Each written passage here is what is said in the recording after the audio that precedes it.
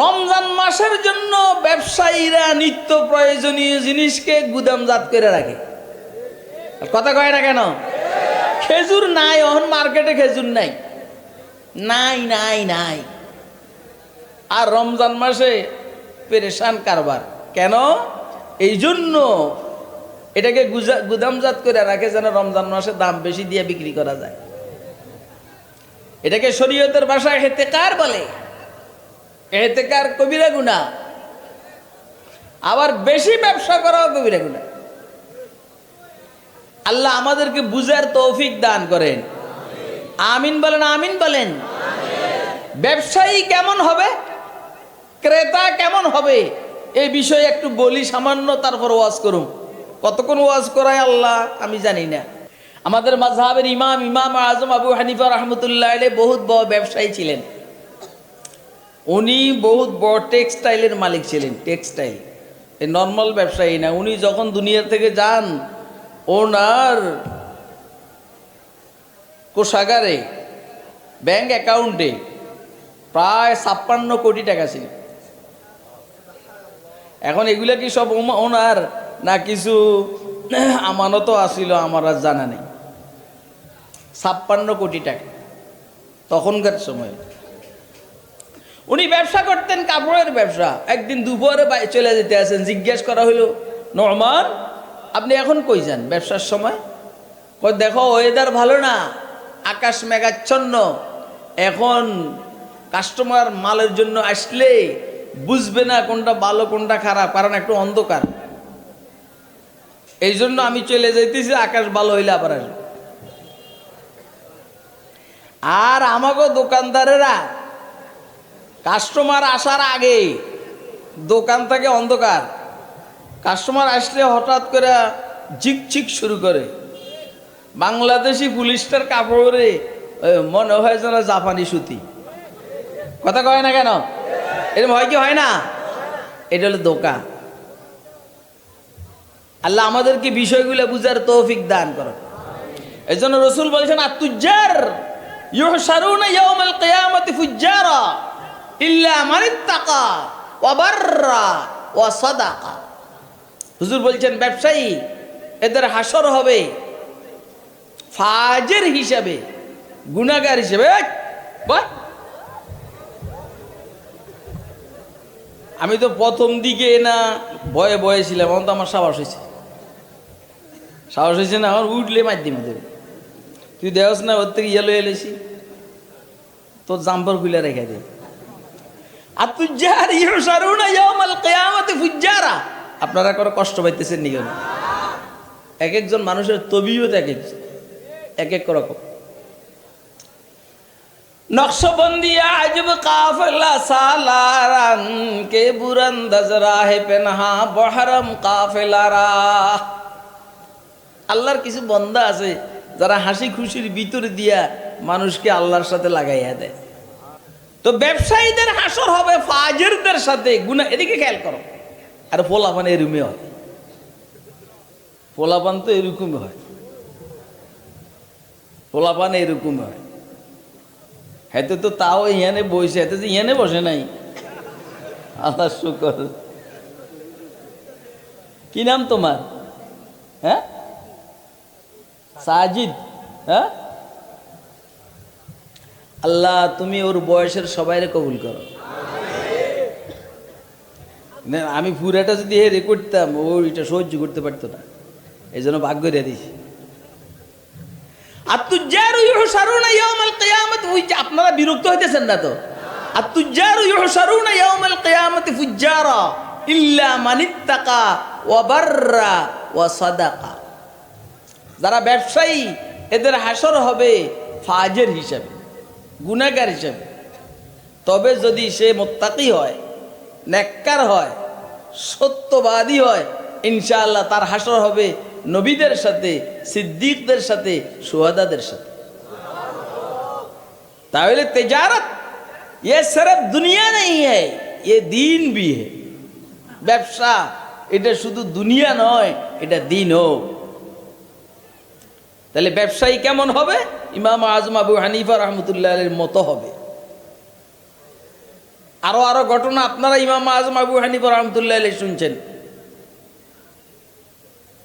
যে ওনার মালের কাপড়ের থান বলে এটাকে, থানের মধ্যে একটু জামিলা ছিল, গাবলা, বসো, গাবলা ছিল।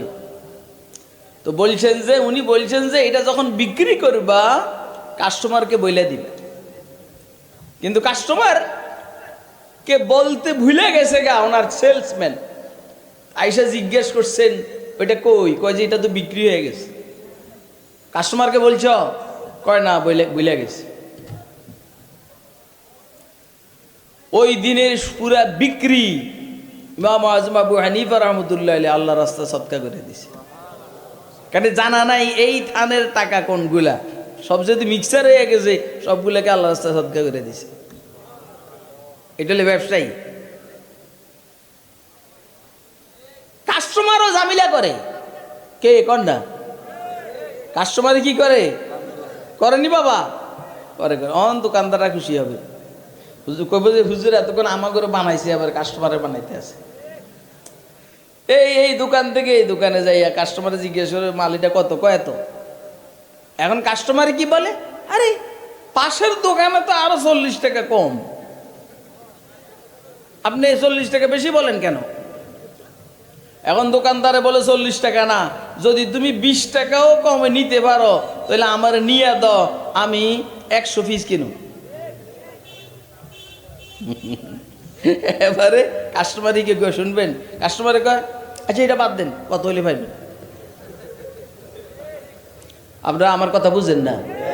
আচ্ছা এটা বাদ দেন, কত হইলে পারবেন?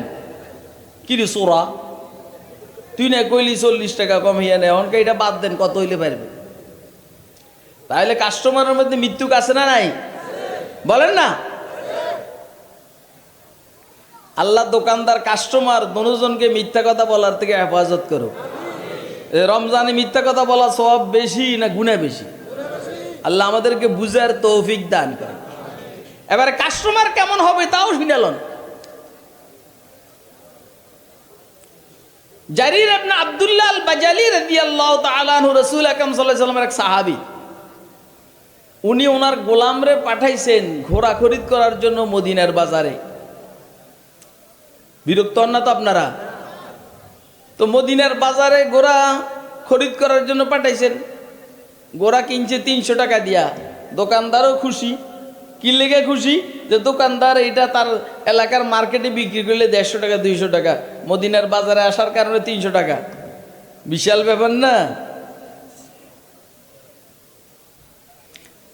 হযরত জারির জিজ্ঞাসা করলেন এই ঘোড়ার দাম কত? হযরত 300 টাকা। ঘোড়ার মালিকরে চিনুনি? চিনি। বাজারে চলো, গেছেন, যাই বলছেন ভাই তোমার ঘোড়ার দাম তো আরো বেশি আছে, 400 টাকা দিবা। কাস্টমারে মালের দাম বাড়াইতে আছে, তোমার ঘোড়ার দাম আরো বেশি আছে, 400 টাকা দিবা। আলহামদুলিল্লাহ। আরো বেশি আছে, 500 টাকা দিবা। আলহামদুলিল্লাহ। আরো বেশি আছে, 600 টাকা দিবা। আলহামদুলিল্লাহ। আরো বেশি আছে, 700 টাকা। আরো বেশি আছে, 800 টাকা। শেষে এটা 800 টাকা দিয়ে খরিদ করছে। এদিকে খেয়াল করেন, বলেন না কত টাকা? কেউ বললেন যে হযরত বিক্রি তো আগে সহি হয়ে গেছে, বাই মুশতারি দুজন সন্তুষ্ট চিত্তে যখন বেচা কিনাটা করলো তো বেচা কিনা সহি হইল, আপনি আবেশি দিয়া কিনতে গেলেন কেন? হযরত জারির বলেন দেখো, আমি রাসূল আকরাম সাল্লাল্লাহু আলাইহি সাল্লামের হাতে বাইআত গ্রহণ করেছি 3টা বিষয়: নামাজ কায়েম করব, যাকাত দিব, মুসলমানের উপকার করব। তো এই ব্যবসায়ী জানে না তার ঘোড়ার দাম মদিনার মার্কেটে কত আছে।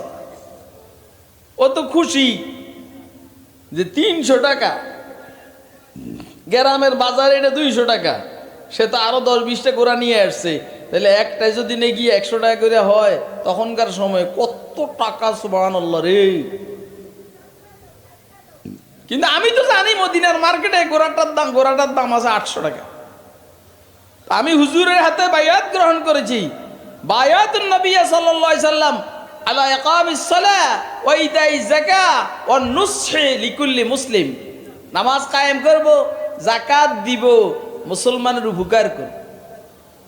এই জন্য আমি মুসলমানের উপকার করার জন্য আমারও ক্ষতি হইল না, তারও উপকার হইল। আমি 800 টাকা দিয়া এটা খরিদ করছি। আপনাদের হিসাবে তো 500 টাকা তার লস হয়েছে। লস হয়েছে না, কোনো সে মূল দামটা বিক্রেতাকে দিল। মূল দামটা কারে দিল? আপনারা কি আমার কথা বুঝতেছেন? কে কে বুঝতেছেন দয়া করে হাত উঠায় দেখান তো, মেহরবানি করে।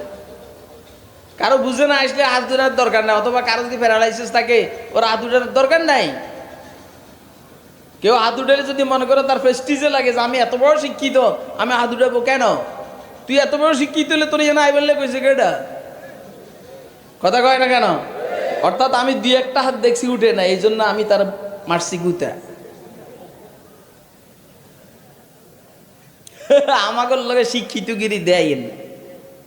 কোরআনের বরকতে আমাকে মতো জাহেল রে আল্লাহ মেধাবী বানাইয়া দিছে। কথা কয় না কেন? কিসের বরকতে? যাকে আল্লাহ কোরআন দান করেন এই ব্যাগ কল থাকে না, এই মেধাবী হয়। আর কথা কয় না, পুরা কোরআনের মধ্যে এলেমে ভরা। এটা কলু আল্লাহ দিয়ে কারবালার ওয়াজ করেন না, মানুষ বানাইয়া দেয় আল্লাহ। কোরআন এত দামি জিনিস। একবার আমারে বলছেন, বিএনপির স্থায়ী কমিটির সদস্য তখন খন্দকার মাহবুব সাহেব, আমাদের মোহাম্মদপুরের তখন এমপি ছিল। মোহাম্মদপুরের মাত্রা এত বড়, হ্যাঁ নাই। ও উনি যাই কোর্টে দাঁড়াইলে 80 লাখ টাকা লাগতো। 80,000 না 80 লাখ টাকা আমার এখন বেশ কমে গেছে। হযরত শাইখ আলাইহিস সাহেব রহমতুল্লাহ আলাইহি প্রধান অতিথি, আমি বিশেষ অতিথি, আর খন্দকার মাহবুব সাহেব হইল সভাপতি। তো বয়ান শুরু হয়েছে আমার সিরত রসুলের উপর। এখন তো 25-26 বছর আগে, কিন্তু একদম ইয়াং। 2.25 ঘন্টা সিরত রসুলের উপর বয়ান হয়েছে। এমনি যে আমার দিকে তাকাইছে আর গার এমনি ঘুরাইতে পারে না। তো পরে আমারে আনসা করে ধরে বলছে যে কিভাবে সম্ভব একটা বিষয়ের উপরে বাই রেফারেন্স অনর্গল, কোনো থামাথামি নাই, 2.25 ঘন্টা এভাবে বক্তব্য কিভাবে সম্ভব? আমি বললাম এটা কোরআনের বরকত। এইটা আপনিও পারতেন, এখন আর পারবেন না, কারণ আপনার পিঠে কোরআন ঢুকে না, এর মধ্যে কালমাস লেলিং মাংস দিয়ে স্টাইলিং ঢুকছে। কথা কয় না? কিতাবে জিন্দা কুরআনে হাকিম হিকমতে উলা ইয়াজালস্ত কদিম হরফে উরা রায়ব নাই তবদিল নাই মানা শর্মিন্দায় তাবিল নাই নুসখায়ে তাকবীন আসরারে হায়াত বেসুবাত আজ কুওয়াত তশগীর আদ সুবাত নূর সারা পয়ামে আখিরি হামিলে রাহমাতুল লিল আলামিন।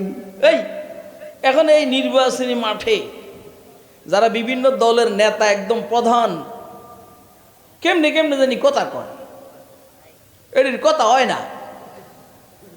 আর আমাকে রিক্সা মার্কার যেটা নেতা, এটা কেমনে জানি কথা কয়, সব কথার উপরে এটার কথা থাকে। আপনারা কি আমার কথা বুঝতে আছেন? আর কথা কয় না। আমাকে রিক্সা মার্কার যে নেতা, নাম আর কইলাম না, কারণ আমার অজু আছে না নাই ঠিক নেই, এই জন্য নাম আর লইলাম না। কোরআনের বরকত, কোরআনের বরকত, কোরআনের বরকত, কথা কয় না। রিক্সাওয়ালার পোলারে, রিক্সাওয়ালার পোলারে এত বুদ্ধি দিয়ে দেয় কোরআনে মজিদ যে অ্যাডভোকেটের পোলার অ্যাডভোকেট এর সামনে দাঁড়াইতে পারে না। আমার কথা বুঝে না রে এরা। বুঝো মেয়ে, কলাটা বুঝো।